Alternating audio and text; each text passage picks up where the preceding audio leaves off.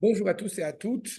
Dans la continuité des enseignements sur la vie du couple à travers la paracha, justement la paracha de Béhar, eh bien, il m'apparaît encore une fois impératif de bien mettre en évidence la valeur du conflit et surtout les sujets qui sont abordés dans ces conflits. Il y a de temps en temps une manie, eh bien, comme il est usuel de dire, à réveiller les morts.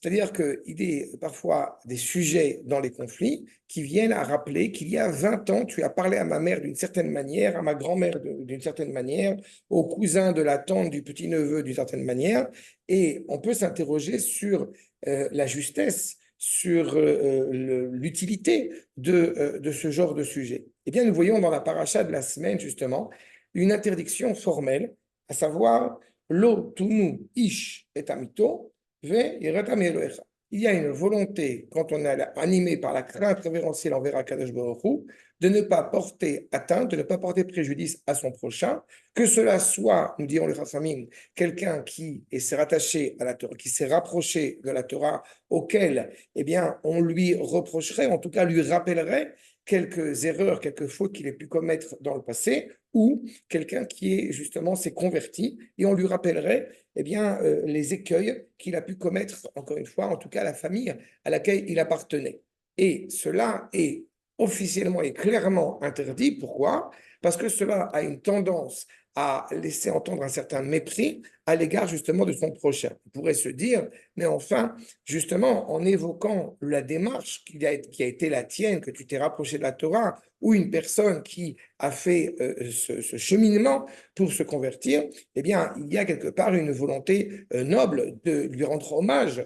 Eh bien, malgré tout, il est certain que par la personne elle-même qui a vécu ce périple, cela clairement ne sera pas forcément perçu comme étant quelque chose eh bien, de louable et dont il serait, encore une fois, dont il ne tirait pas une certaine fierté.